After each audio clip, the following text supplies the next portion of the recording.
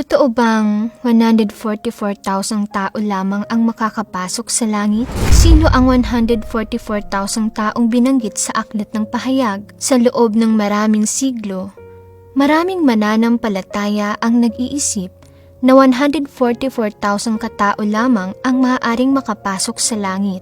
Ang paksa ng 144,000 katao ay naging misteryo at pinagtatalunan. Maraming tao ang nag-iisip at nagtatalo tungkol sa kung sino ang mga taong ito at kung paano ang isang tao ay magiging kabilang sa 144,000. Nauusisa ka bang malaman? Tingnan natin kung ano ang sinasabi ng Biblia tungkol dito. Sabi sa pahayag, chapter 14 verse 1-3, at tumingin ako.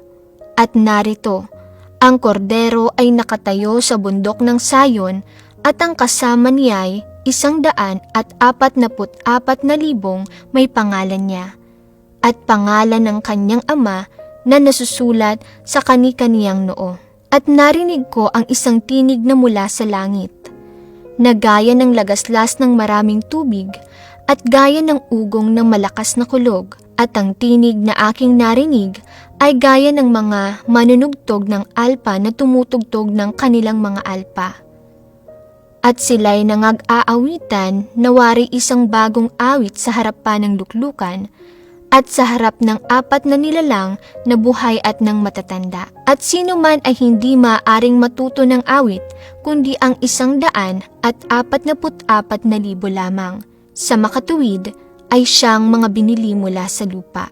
Ang ilang mga tao ay naniniwala na ang literal na interpretasyon ng talatang ito ay nangangahulugan na ang tiyak na bilang lamang ng mga tao ang maaaring makapasok sa kaharian ng langit. Mula sa panahon ng Biblia hanggang sa katapusan ng mundo, itinuturing ito ng iba bilang simbolikong numero dahil maraming numero sa Biblia ang nagtataglay ng makabuluhang simbolikong kahulugan. Ngunit ano ang ibig sabihin ng bilang na 144,000 sa aklat ng pahayag? Ang pahayag chapter 7 verse 4-8 ay nagbibigay ng ilang kaunawaan. At narinig ko ang bilang ng mga natatakan na 144,000 na nadatakan sa bawat angka ng mga anak ni Israel.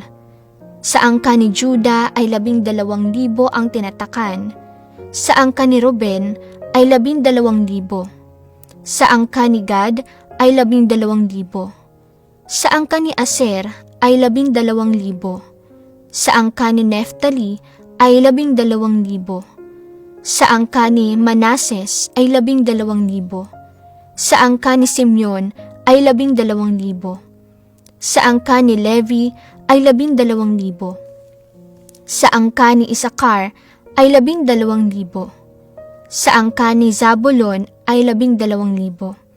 Sa angka ni Jose ay 12,000. Sa angka ni Benjamin ay 12,000 ang tinatakan. Dito, makikita na ang bilang ng 144,000 ay nagmula sa 12 tribo ng Israel na may 12,000 individual na kumakatawan sa bawat tribo. Ang mga taong ito ay gagamitin ng Diyos upang ipalaganap ang kanyang salita. Magkakaroon sila ng tapat na puso at kaluluwa sa pagpapalaganap ng ebanghelyo at pananatilihin ang dalisay at dedikadong puso sa Diyos, ang kordero. Pagdating ng paghatol ng Diyos, sila ay mapoprotektahan. Sabi sa pahayag chapter 7 verse 9-10, pagkatapos ng mga bagay na ito ay tumingin ako, at narito, ang isang lubhang karamihan na di mabilang ng sinuman, na mula sa bawat bansa at lahat ng mga angkan at mga bayan at mga wika, na nakatayo sa harapan ng luklukan at sa harapan ng kordero, na nangagdaramtan ng mapuputing damit at may mga palma sa kanilang mga kamay, at nagsisigawan ng tinig na malakas, na nangagsasabi, ang pagliligtas ay sumasa aming Diyos na nakaupo sa luklukan at sa kordero.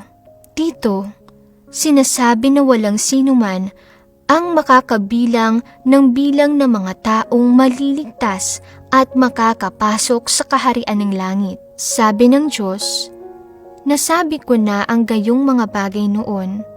Ako ang una at ang huli. At ako rin ang siya na nangangasiwa sa lahat, mula sa pasimula hanggang sa katapusan. Sa mga huling araw, magtatamo ako ng 144,000 na matagumpay na mga batang lalaki. Mayroon kayong ilan literal na pagkaunawa sa mga salitang ito. Matagumpay na mga batang lalaki. Ngunit hindi malinaw sa inyo ang tungkol sa bilang 144,000. Sa kuro-kuro ng tao, ang isang bilang ay dapat na tumukoy sa isang bilang ng mga tao o sa isang bilang ng mga bagay. Hinggil sa 144,000 na tumuturing sa matagumpay na mga batang lalaki, 144,000 na matagumpay na mga batang lalaki, iniisip ng mga tao na may 144,000 sa matagumpay na mga batang lalaki.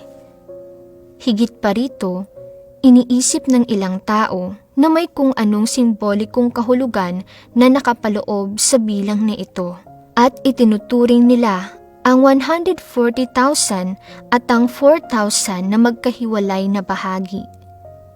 Ngunit mali ang dalawang pagpapakahulugan na ito. Hindi ito tumutukoy sa isang aktwal na bilang, at lalong hindi sa kung anong simbolikong kahulugan. Sa gitna ng sangkatauhan, walang sino mang makaaarok dito.